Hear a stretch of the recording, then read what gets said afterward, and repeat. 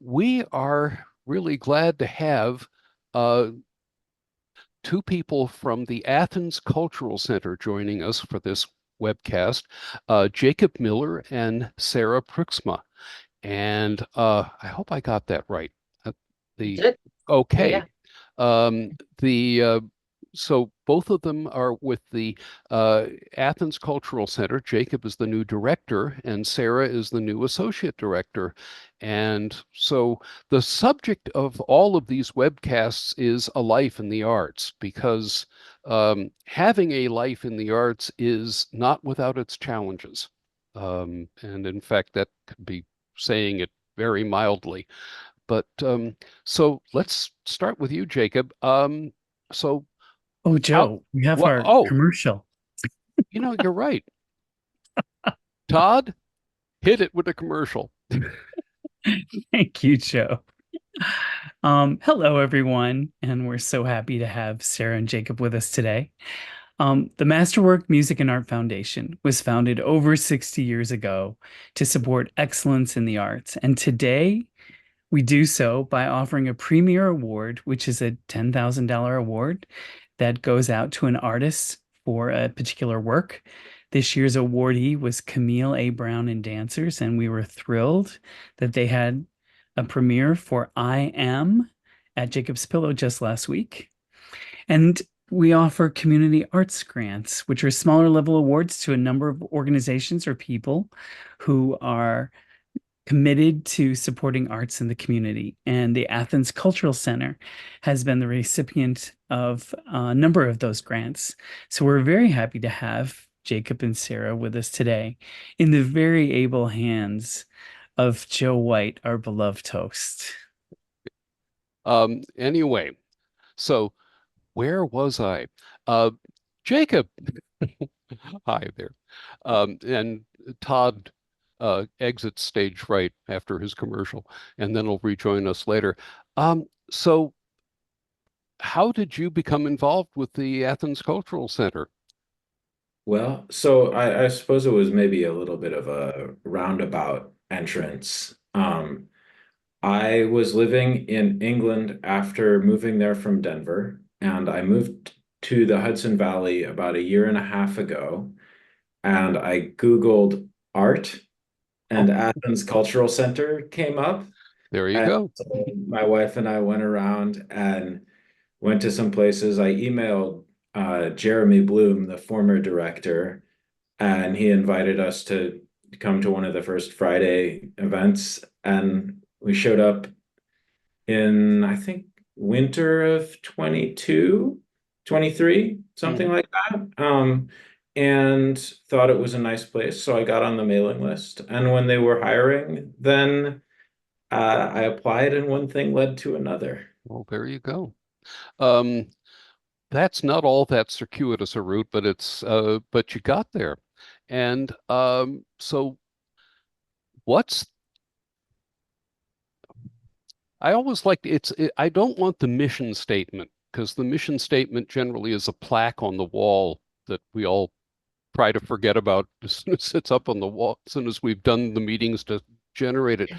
But so what is the center, the mainspring, if you will, of the Arts Center, and what's it about, and what's it out to do? Sure. Well, aside from the mission statement, I guess to get out of that, I can tell you why it's interesting to me and what it means to me personally. That'd be So I spent most of my childhood and adult life in the kind of for-profit music world, doing, Mhm. all different kinds of venues, touring as a guitar player. I went around the world. I did it in a tour bus. I did it in a tiny little car. I did it in fancy hotels and big venues and DIY spaces and sleeping on couches and floors and all the different ways you possibly can. But one of the things that became very frustrating for me in that world, though it's full of wonderful people, the economics of it can be really depressing in that at the end of the day, whether you're a musician or a promoter, you're fundamentally a liquor salesperson because it's all based on revenue. Yeah. And I wanted to go to a place where that profit imperative didn't exist in the same way. Mm. And so one of the great things about the cultural center to me is that we can offer things like free concerts and free art classes for kids and members art shows for all of our members and really heavy duty like museum level art shows as well and art classes for people in the neighborhood at a reduced or flexible rate. And we can do that because we get donations, because my associate director Sarah works super hard writing us lots of grants to fund it. But the point is that we don't need to worry quite the same way Mm. about like, well, we did this amazing event, but did we sell enough beer? Mm. And that's a really, so to me, it's the chance to offer things that are good in their own right without having to worry about whether or not they make money. Well, and I was going to say, and musicians, it used to be that that whatever they were paid for the gig wasn't, was minuscule, but they could Yeah. sell CDs and Yeah. T-shirts, and now they can't even do that. In Yeah, many cases, exactly. last time we sold a CD, they, but now, and I'm going to say that I also see this as a kind of a trend because I know of three venues down where I live down in Connecticut, and I know of three venues within 10 miles of here. Um, re, Recycling churches seems to be a big thing down here, and it's wonderful because there's it's it, suburbia used to be described as the vast wasteland. And it's through the work of Shirley May and all those other people who were working way back then, that's not the same anymore. And that's really cool. So, Sarah, it's time for you to join our conversation. But so yours, you have a background in the visual arts, and tell us a little bit about yourself and how did you find this place here? Absolutely. I'm a native to the area, so I grew up in Cooksaki in Athens, and um, basically when the Cultural Center began in 2003, um, I was on board and participating in some of the original renovations, taking down wainscoting and starting in taking in some of like the very first members shows. So I've been hopping around in different capacities for now 20 years with the Cultural Center, and it's a real treat to be back in this capacity. Um, my experience in the visual arts has been a lot of painting, oil painting, doing ceramics at Alfred University, um, oh, collage, you name it. I've basically kind of done it all. I've done paintings as large as, let's see, 9 feet long and 5.5 feet tall. And when you're carrying that across the campus on a windy day, that's a pretty memorable Yes. thing. So, I just think having a life in the arts, it's it's all about creativity. And I think to have a life in the arts, you have to be sort of creative to continue that Mm. and be resourceful um, and always just sort of connecting the dots. I think that's one of the biggest things that I've learned. Connecting the dots, with various people, and it's really exciting. It's an exciting place to be, Well, both life in the arts and at the cultural center. well, and Jacob had mentioned that you're also responsible for what is the lifeblood of most cultural organizations, which is grant writing. So that's a really important function, and it's there.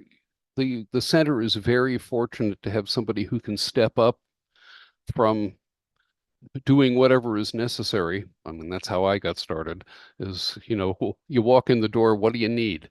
Uh, And I don't know how to do that, but I'll see if I can figure out how to do that.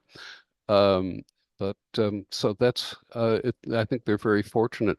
Um, so Jacob, you muted yourself. Uh, so what can we expect from music programming for the next year? Because I would think with your music background, that's going to be something you want to focus on. Well, we'll have to see. We've had the first two of the three performances in our inaugural summer concert series uh, this year, and they've gone very well. When we get to the point of it, that's going to be some of the audio and video that I'll share with you. Okay. And there's one more happening on August 31st, featuring Lady Moon and the Eclipse. That's going to be really fun.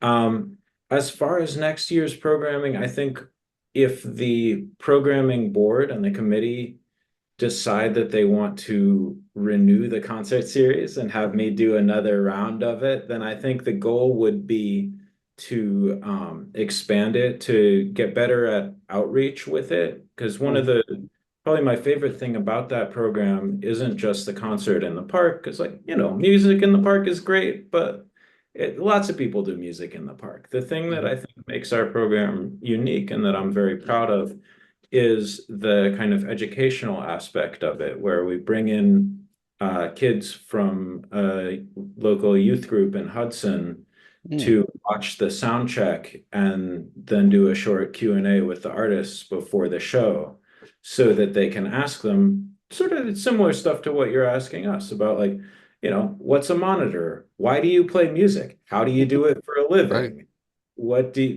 How do you need to approach learning to play music and learning business and communicating with staff and performers?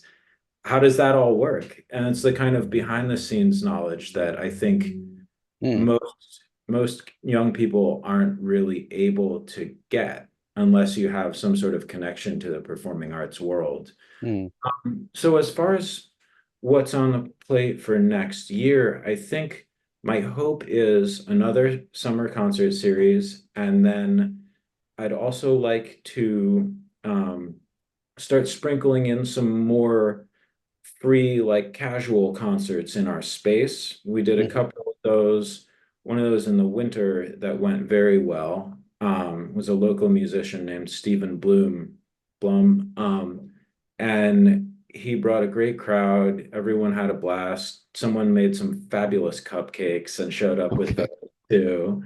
So hopefully just expanding the performance options at the cultural center. Well, this sounds like a cue to for you to share some of the material you have so we can get a sense of what goes on at Athens Sure. Cultural Center.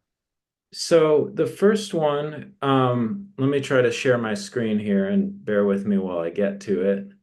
Um, so we're gonna go share your screen. We'll start with this one. So this was Juma Sultan's Aboriginal Music Society, the first concert from our series, and it was actually rained out. So we had to move it indoors, but they pivoted effortlessly, like Sarah was saying, creativity and connecting the dots. And so this is a short video of the concert, if I can make this go. Okay. Let's try.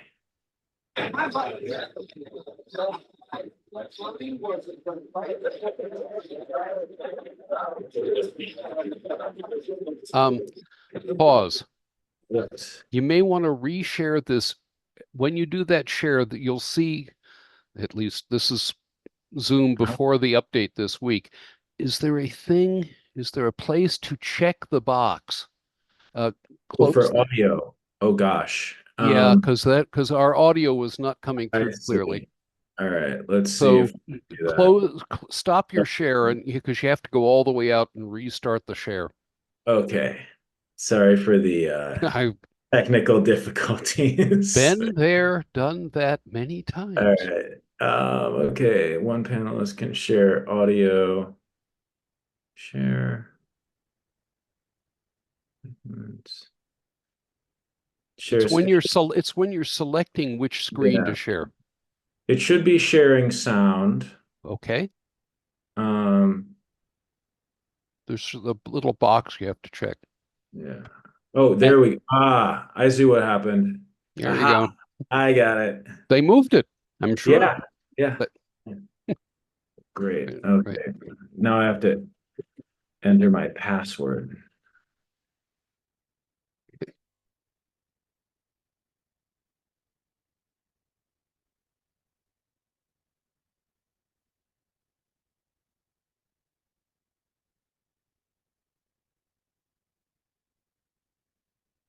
Okay.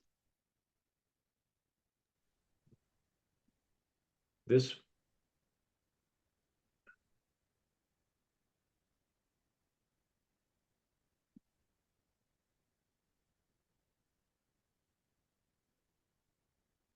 this may or may not work. Well, we'll see. We'll see. If it doesn't work, I'll just show you the slides because they're That's nice fine. and That's fine. so let's check out this video and let me know if it makes sound. Now, so we stand some of the Aboriginal. Are you getting any sound there? Song we've been running for years. Hope you enjoy it.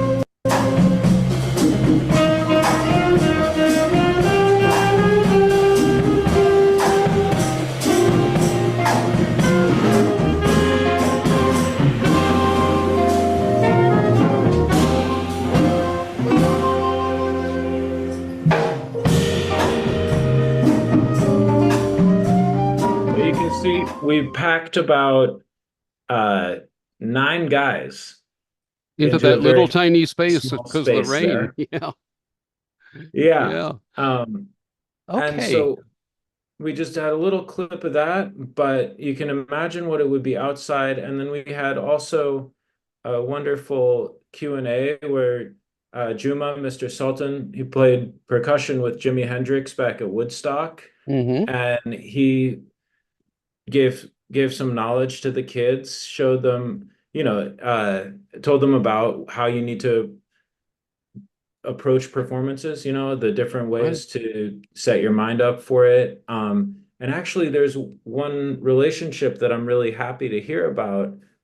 Miss Elena Mosley, that runs Operation Unite, which is the youth group we've brought over. She told me that one of their young people has started taking lessons with Juma's flute player. Oh, cool. Um, so that's kind of the proof of concept. Like that's Right. these relationships in action, right? Mm-hmm. And then would you like me to keep going? I could do this all day. I don't want to take up too much time. What I'd like to see is some of the visual art stuff that you do, so we get both sides of the coin. Absolutely. All right. Yeah. Just bear with me for a second.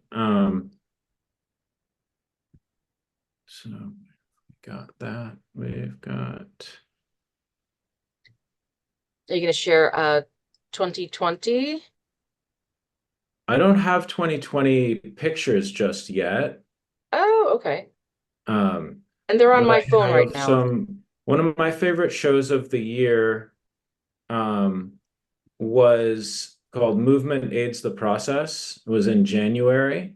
Hmm. Um, and it was some very strange and moving, interesting work from two young artists, Sean Desiree and Yang Yang Rodden. This Hmm. is some of Yang Yang's work.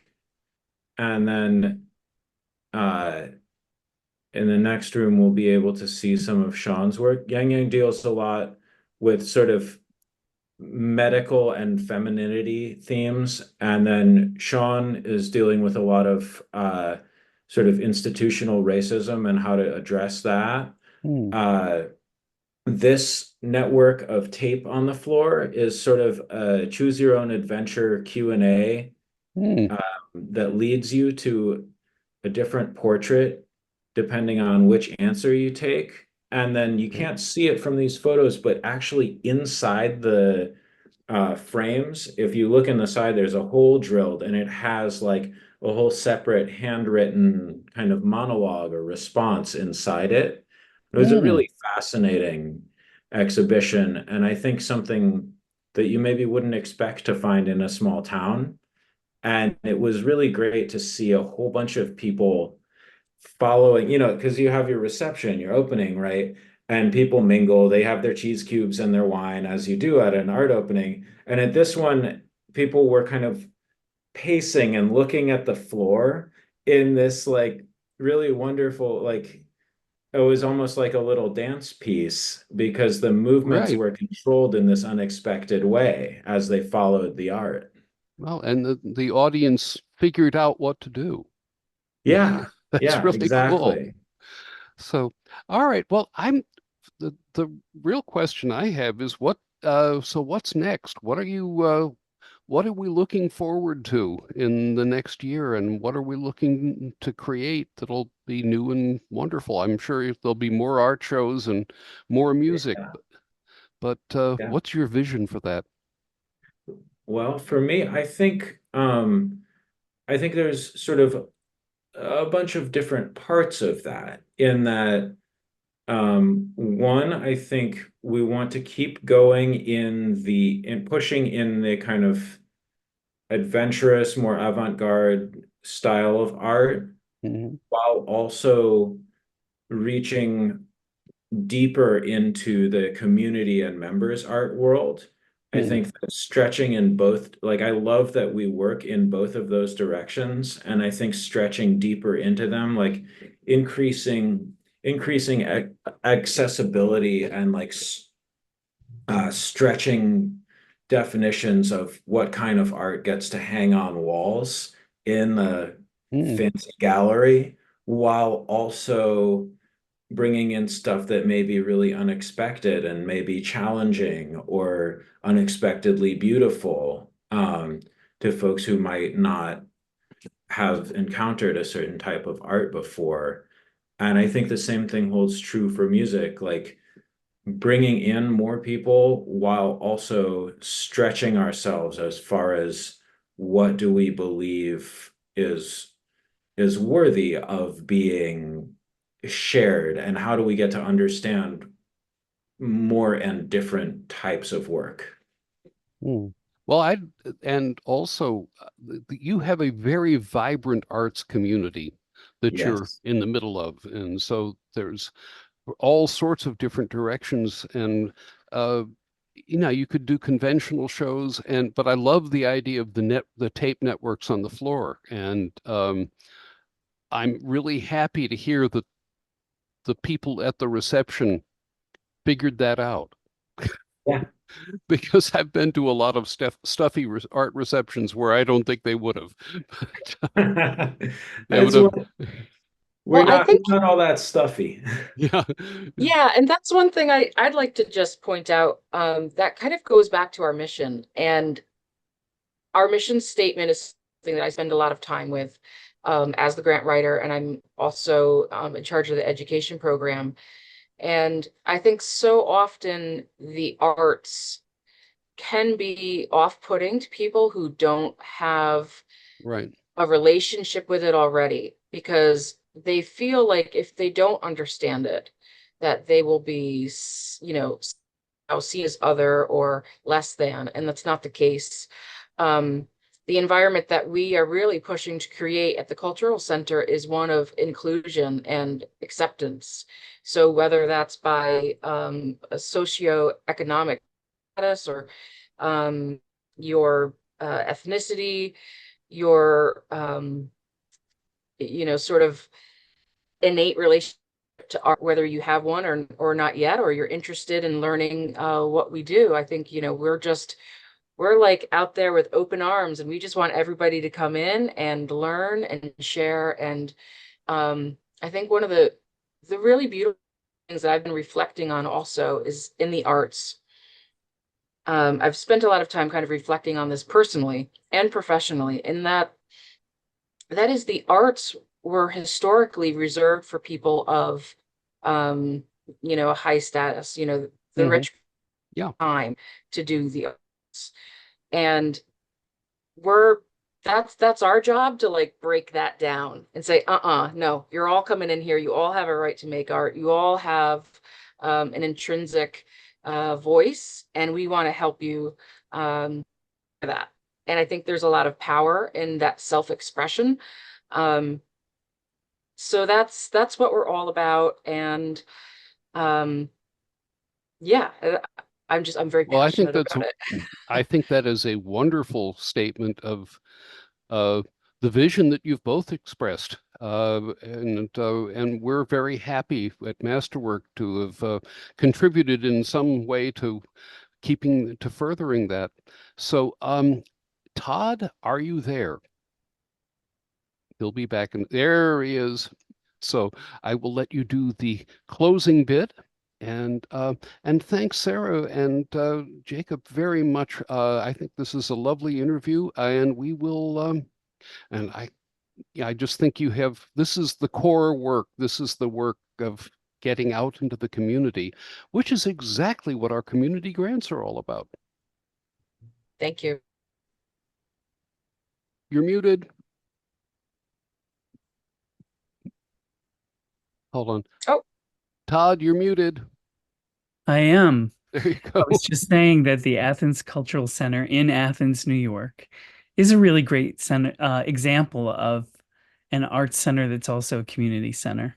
Yes. In fact, you've really come to define Athens, and that's a really wonderful thing. So thank you, Jacob and Sarah, for joining us today. Folks who are interested can connect with the Athens Cultural Center at athensculturalcenter.org. And of course, Masterworks at masterworkarts.org. Thank you both for your time and sharing some of what's going on at ACC. Okay. Thank Thank you you both very for much. having us. Thank you. Thanks for the opportunity to chat. Okay. Take So, care. Bye. uh, so what I'm